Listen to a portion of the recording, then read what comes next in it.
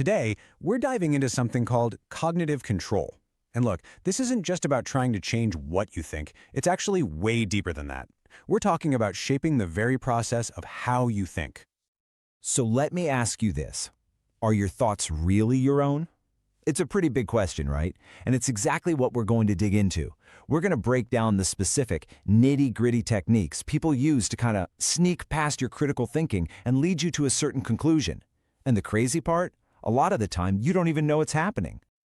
All right, so here's how we're going to tackle this. First up, we'll look at how simple words and language get weaponized. Then we'll get into how reality itself gets distorted and oversimplified. And to wrap it all up, we'll explore the most extreme methods. We're talking about controlling someone's entire environment. Okay, let's jump right into part one, weaponizing words and language. I mean, think about it. Words are the basic building blocks of how we think. And the techniques we're about to see, they're all designed to create this little emotional shortcut, right? To get a specific reaction out of you before your logical brain even has a chance to wake up. So first up, we've got something called loaded language. This is all about picking words that are already packed with, a ton of emotional baggage. It's like injecting a feeling directly into a sentence, so you don't even need a real argument or any evidence to make your point. And this slide is a perfect example. Just look at this. On the left, you have neutral terms. On the right, loaded ones. Public servant sounds pretty noble, right? But bureaucrat? That sounds like someone who loves red tape. Or how about estate tax versus death tax? One's a boring financial term, the other makes it sound like you're being punished for dying. It's the exact same thing, but the feeling you get is completely different. All right, next up is a really subtle one. It's called paltering. And get this, it's basically the art of lying by only telling the truth. I know, it sounds weird, but you're not actually saying anything that's false. You're just very, very carefully choosing which true things to say to create a totally misleading picture. And this hypothetical quote just nails it. I did not have textual relations with that chatbot. Technically, that's true. They didn't text, but it's designed to make you think nothing happened at all, when really they might have had, vocal relations. See, it's a denial that's not really a denial at all. Super sneaky. Okay, so let's talk about obfuscation. Now, if paltering is like a precise surgical strike with the truth, obfuscation is just a giant smoke bomb of complexity. The whole point is to bury a simple, and usually inconvenient, truth under this huge mountain of jargon and confusing language so that nobody can figure out what's really going on. And to round out this first section, let's talk about rationalization. And honestly, this is something we probably all do. It's when you make a decision based on emotion or a gut feeling, and then you go back and build this perfect logical-sounding argument for it. When it's weaponized, it lets people feel really smart and logical about a choice they actually made for reasons they'd rather not admit to. All right, that brings us to our second section, distorting and simplifying reality. Here, we're moving beyond just the words people use and into techniques that actively twist the frame of reality itself. These are tools designed to construct a very particular and often very false way of seeing the world. And we're kicking it off with oversimplification.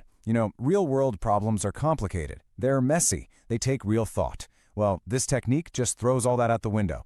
It boils everything down to a catchy slogan or a simple good versus evil, black and white choice. And yeah, it feels simple and decisive, but what it's really doing is killing any chance for a nuanced conversation. Okay, here's a classic. I guarantee you have seen this a million times.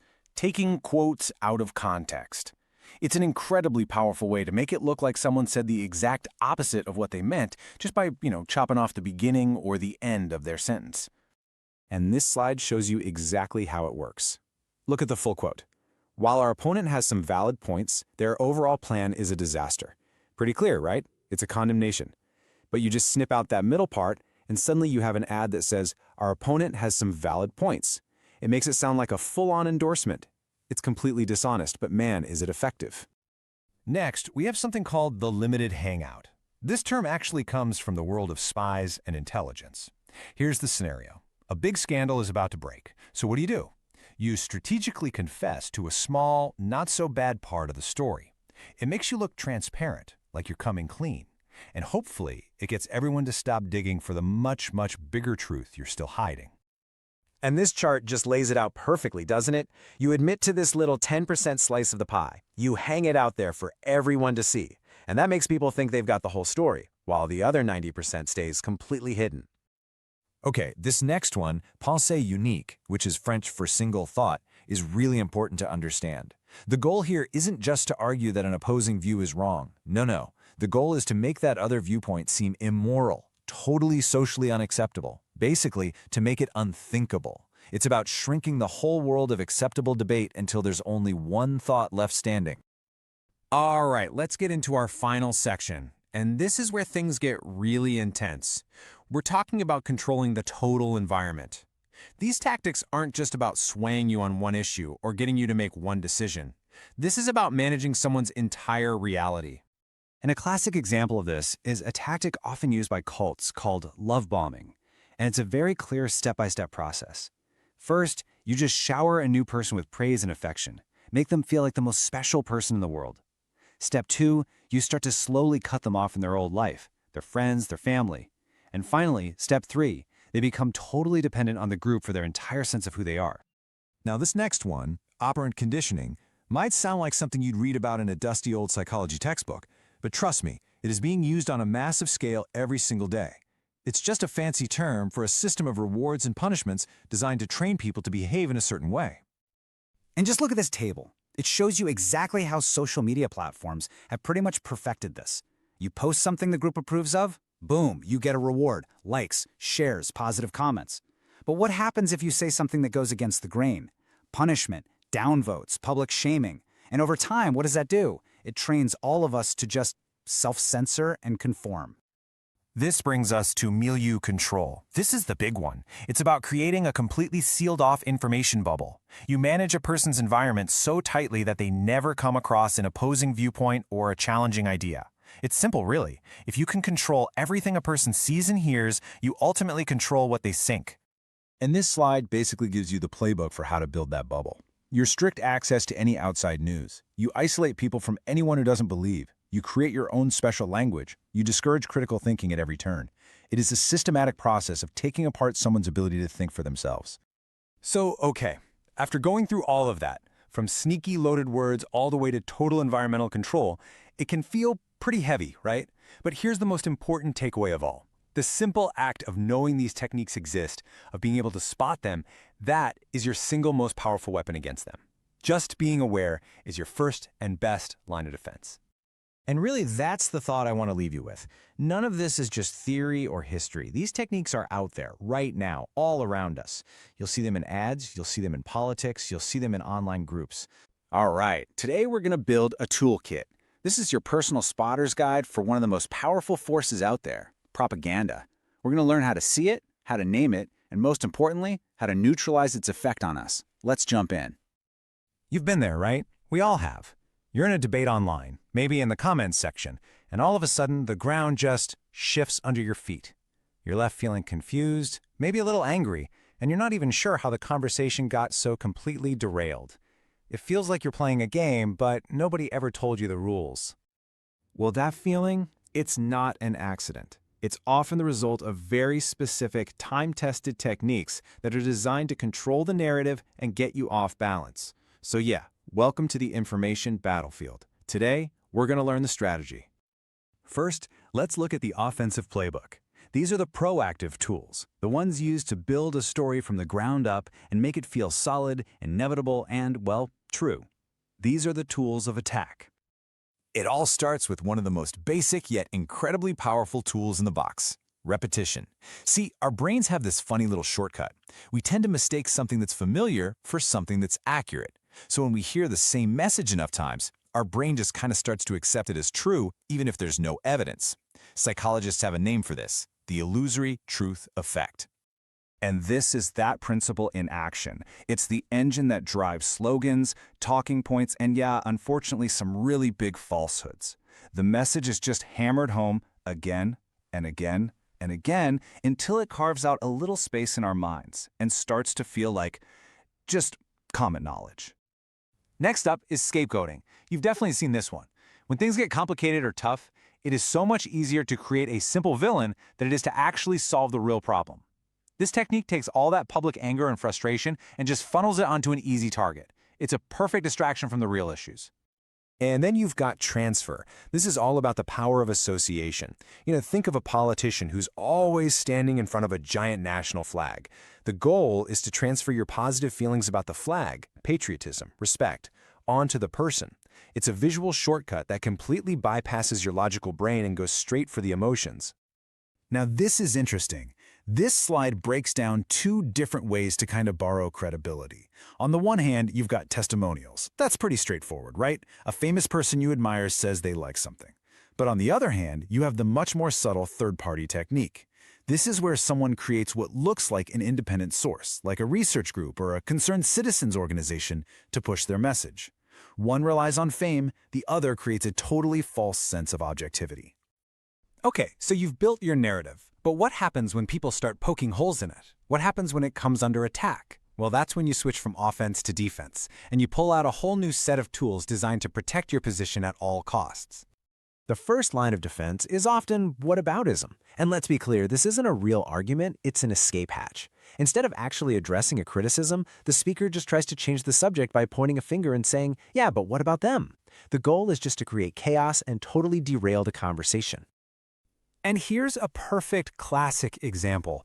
Notice how the response doesn't even try to deny the original charge. It doesn't offer any counterargument or evidence, it just pivots. It forces the person who made the accusation to suddenly start defending a completely different topic. The original point? It's just gone. The debate is neutralized. Another really powerful defensive tool is the misuse of statistics.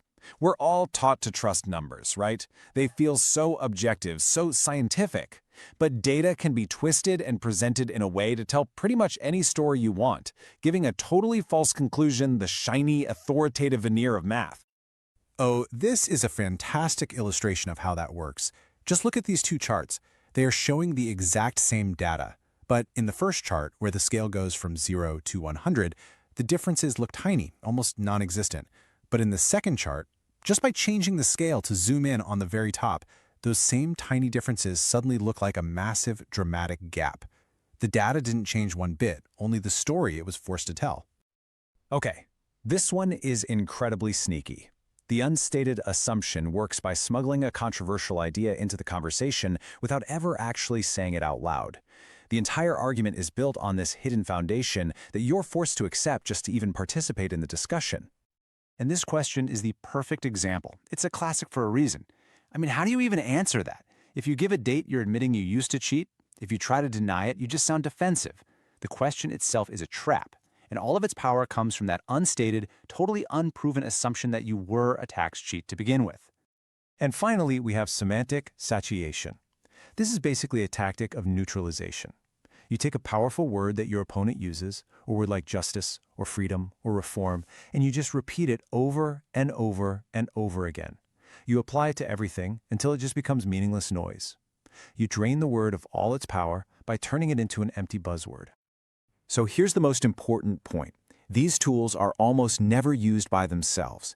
They're layered, they're combined into these really sophisticated strategies. Let's take a look at how they might all come together in something like a coordinated smear campaign. And this slide just lays out the playbook perfectly. Look at how the offensive and the defensive tools work in tandem. It starts with scapegoating. You pick a target. Then comes the attack, using repetition to hammer home a big lie. To make it all look legit, they'll use misused statistics as proof. And then finally, if anyone dares to challenge it, they throw up the defensive shields of whataboutism to deflect the criticism and attack the critic. It's a powerful, self-reinforcing cycle of disinformation.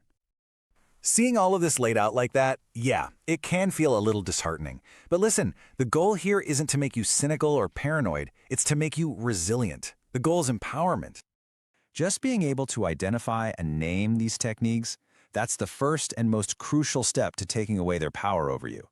The moment you can look at an argument and say, ah, that's whataboutism, or wait, they're using the transfer technique there, you break the spell. It lets you take a step back, evaluate the message on its own merits, and just think more clearly. So, we'll leave you with this thought.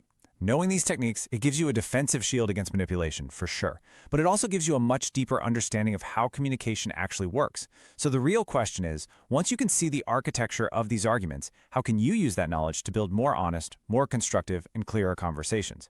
You ever get that feeling that there's some kind of hidden script out there, one that's designed to turn us against each other? Well, and we're not just pulling back the curtain on this division playbook. We're going to show you exactly how it works, page by page. I mean, really think about it. It's a feeling a lot of us have, right?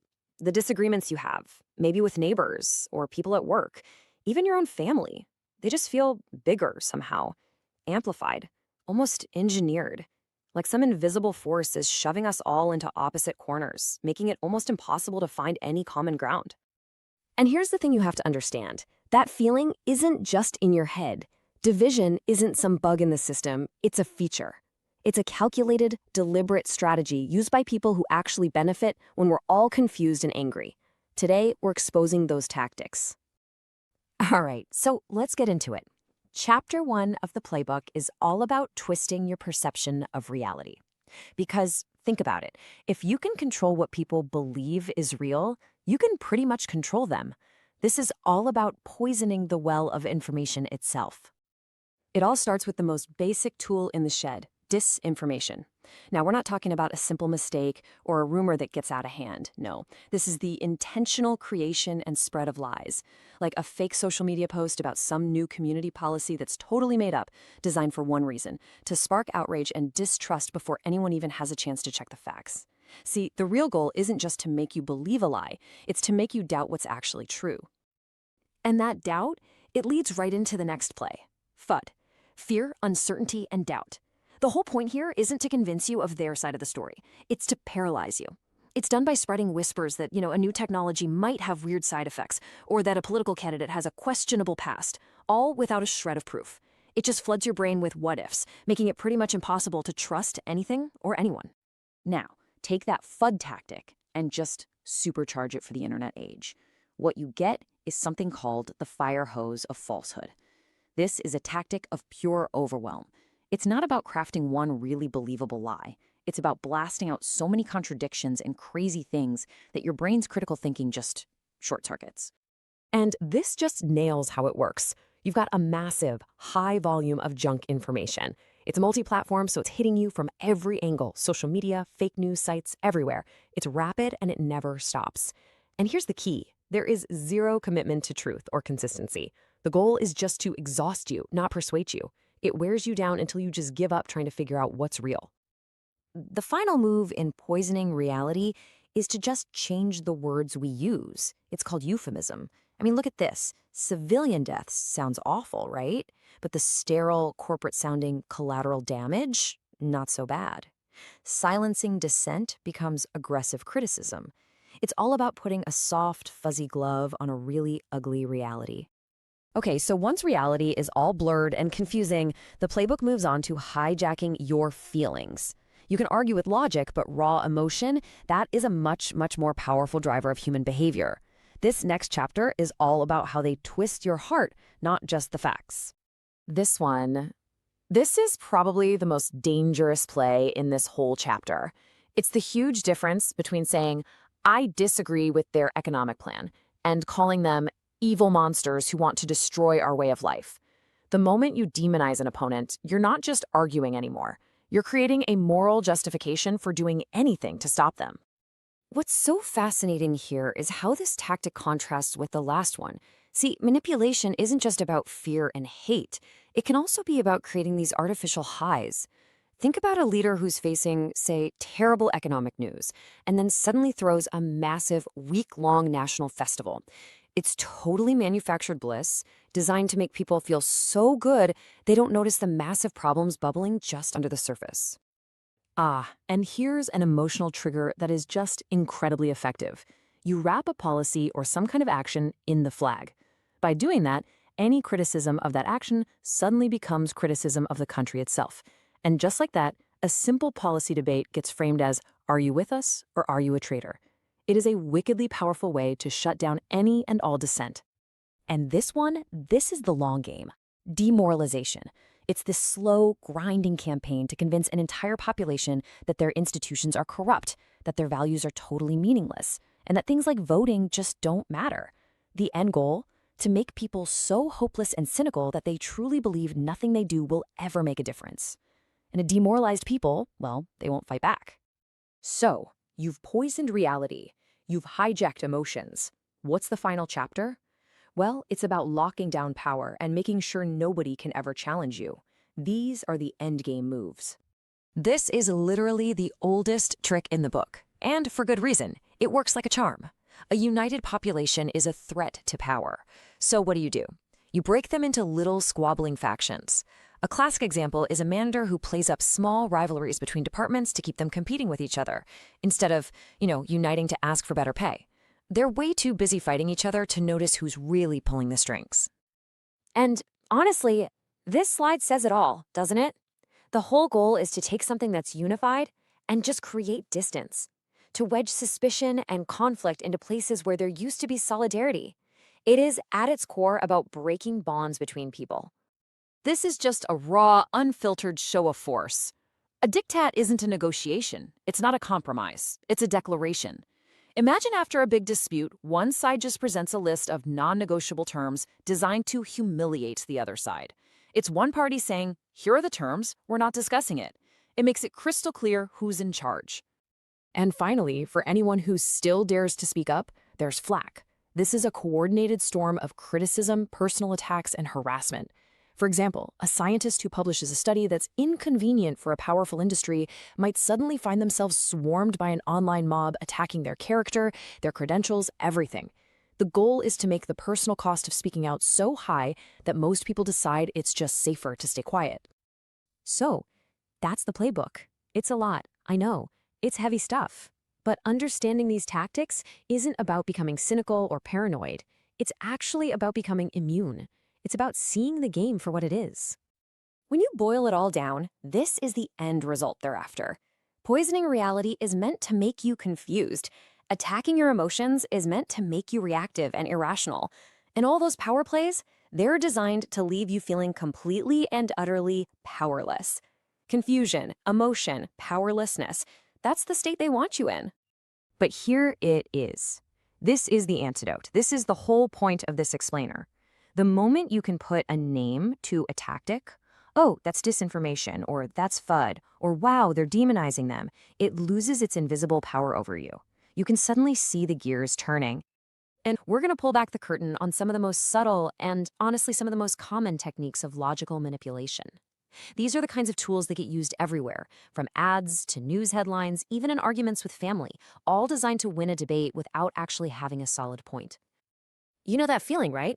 I mean, you walk in with all the facts on your side, your argument feels totally rock solid, but somehow you walk away feeling confused, maybe a little outmaneuvered, and you might even start to doubt yourself. It's maddening.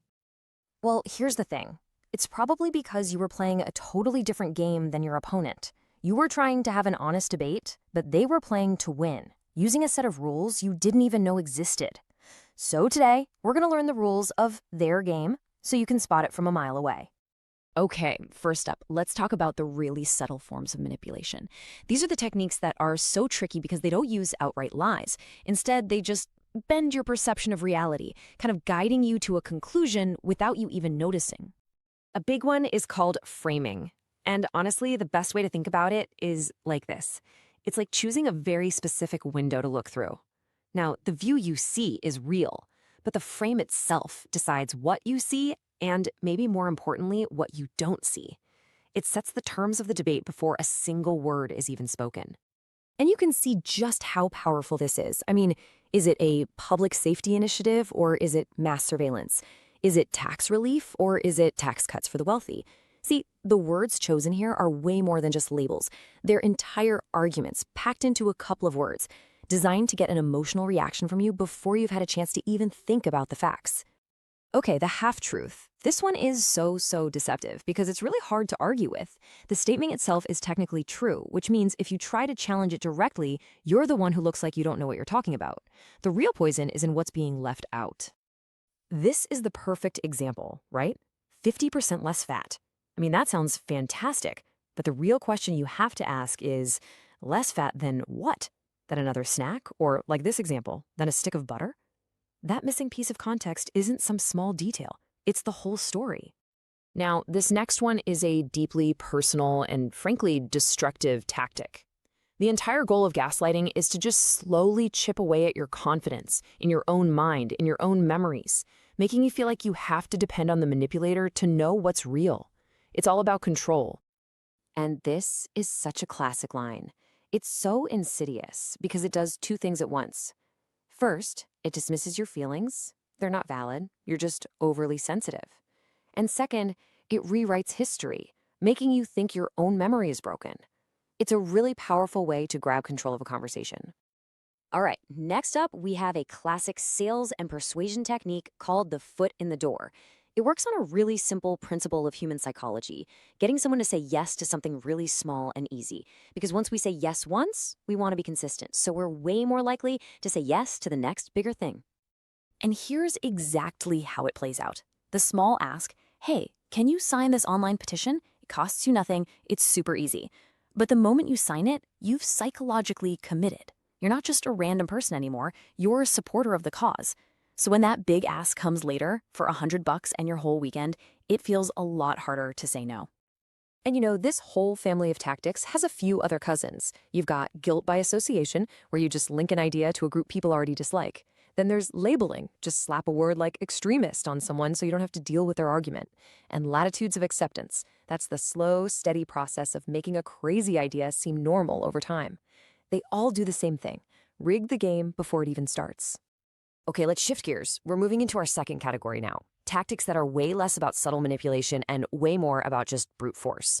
The goal here isn't to convince you, it's to exhaust you, to confuse you, and in the end, just shut you down. So, first up is the Gish Gallop.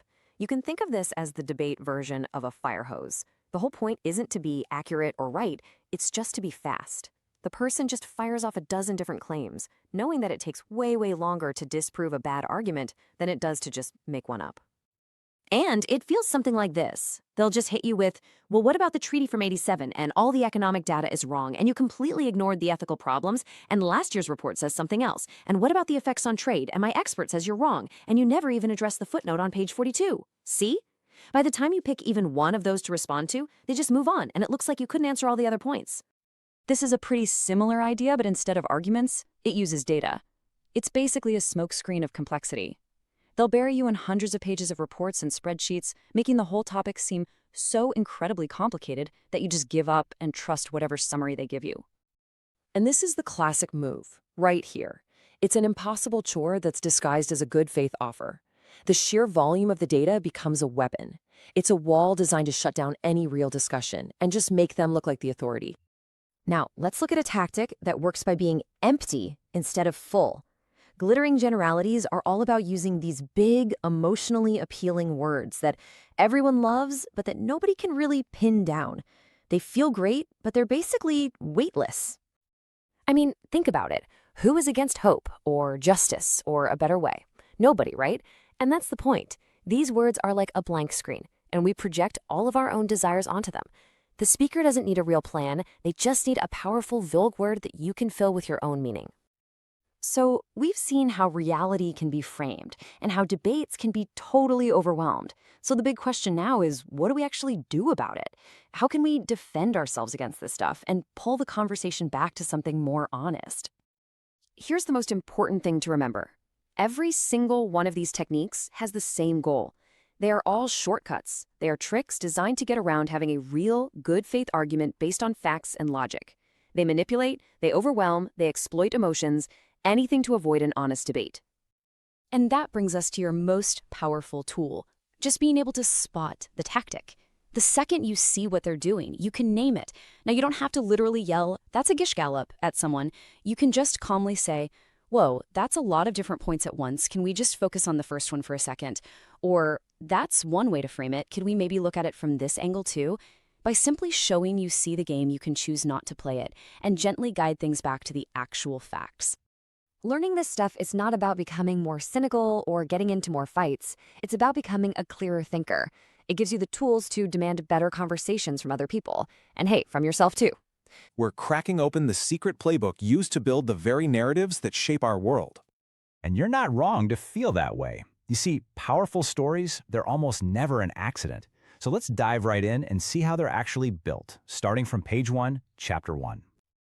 Yeah, these narratives are put together with some serious precision. They're architected, really, built piece by piece using a very specific set of tools, all designed to influence how you think, how you feel, and ultimately how you act.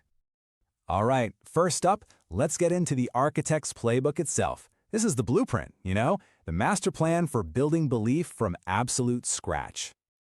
So, the very first move in this playbook, it's all about controlling the playing field. Think of it like this. It's about drawing the map of reality for everyone else and setting the boundaries of the conversation before anyone else even gets a chance to speak. And the first tool they use is something called agenda setting. It's incredibly subtle, but so powerful.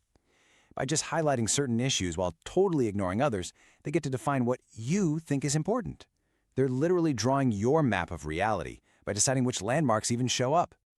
Okay, so if agenda setting is all about carefully drawing the map, the big lie, well, that just drops a brand new, impossible-to-miss landmark right in the middle of it. And the reason this technique works is just its sheer audacity. I mean, the lie is so huge, so completely reality-bending that our brains kind of short-circuit. We just think, no way, surely no one would have the guts to make up something that big. In this comparison, it just perfectly shows the two sides of controlling the playing field, doesn't it? Agenda setting, that's all about directing your focus. It's a gentle guide for your attention. But the big lie, that's about dictating belief. It flat out tells you what to see. So one manages the conversation, and the other one, it just invents the topic out of thin air. Okay, let's move on to the next chapter in the playbook. Once the stage is set, the game changes. The next step is to just completely bypass our logical, rational minds and go straight for something way more powerful, our primal emotions and our social wiring. First up is the appeal to fear. And let me tell you, this is one of the oldest tricks in the book for a reason. By showing you something scary, it completely hijacks your brain's threat detection system. Suddenly, logic is just gone, and that primal need for safety totally takes over. And when that happens, we're way more likely to accept solutions we would normally question. It's all about making you feel something before you even get a chance to think. Now, this next one, it's kind of like a shortcut. Instead of trying to create a new feeling from scratch, it just taps into biases that are already there. You see, by framing a new idea so that it confirms a prejudice someone already has, the narrative just feels, well, instantly familiar. And even more dangerously, it feels intuitively true, all because it's validating a belief they already hold deep down. So after hacking our individual emotions, fear, prejudice, the playbook shifts gears. The focus moves from targeting you and me as individuals to targeting our deepest social instinct. And what's that? It's that fundamental human need to belong. And this brings us to the classic bandwagon effect. You've definitely seen this one. It's all about creating the impression that everybody is doing it, that a belief is already the majority opinion. This totally exploits our deep-seated fear of being the odd one out, of being left out of the group. And that pressure to just conform, it can be absolutely immense. But then there's inevitable victory, which takes this whole thing a step further. It's not just saying, hey, everyone's doing this right now. No, it's saying this movement is the future. It's on an unstoppable march forward. And that tactic, wow. It makes you feel like if you don't jump on board, you're not just going to be left out of the group, you're going to be left behind by history itself. Talk about pressure. Do you see the difference there? It's subtle, but it's absolutely crucial. Join the crowd is all about social pressure in the present, right now. Inevitable victory is about historical pressure from the future. But at the end of the day, they're both preying on the same desire we all have, to be on the winning side. They just play with different timelines. Okay, so the stage is set, emotions are running high, but a powerful narrative still needs a compelling cast of characters. Because let's be honest, who delivers the message is often just as important, if not more important, than the message itself. And to make sure that message really sticks, the playbook rolls out 3 main character types, or archetypes. Each one is designed to build a very specific kind of connection with you, the audience. We're talking trust, desire, or, in some cases, outright devotion. So first up, we have the plain folk character. This is the person who's presented as just an average Joe, a regular citizen, just like you and me. The whole goal here is to build trust, to create this sense of a shared identity. They want you to think, hey, they're one of us, even when, behind the scenes, they might be representing some really powerful elite interests. Next, we've got the beautiful people archetype. This one's pretty straightforward. The technique is to associate a cause with really attractive, successful, or famous people. It taps right into our aspirations. We see these folks we admire, and the message, whether we realize it or not, is pretty clear. Hey, if you want to be successful and desirable like them, you should probably believe what they believe. And that brings us to the final, and maybe the most powerful character, the leader at the center of a cult of personality. Now, this leader isn't someone you're supposed to relate to, or even just aspire to be like. Oh no. They are elevated to this heroic, almost godlike status. The goal here is to create a figure who is completely beyond criticism, someone you worship, not someone you question. And you'll hear language that sounds exactly like this. This kind of over-the-top, unquestioning flattery, it isn't just praise. It's a tool. It's used to put that leader up on a pedestal so high that any kind of criticism, any question at all, feels like an attack on the savior themselves. So, the big question is, how does all of this stuff, the controlled reality, the emotional triggers, the social pressure, these larger-than-life characters, how does it all come together and actually, stick in our minds for the long haul? Well, there are some deeper methods working in the background, almost like a psychological glue. You've got techniques like classical conditioning. That's where you repeatedly link a symbol with an emotion until you can't separate the two. And then there's exploiting cognitive dissonance, where a specific belief is offered up as the only way to solve some kind of painful mental conflict you're having. These are the things that really cement the narrative over time. So, when you really strip it all down, the playbook is, well, it's pretty straightforward, isn't it? Step 1, control the reality. Step 2, trigger the emotions. Step 3, build the crowd. And the final step, anoint a hero to lead the whole show. Look, knowing these plays, it doesn't have to make you cynical.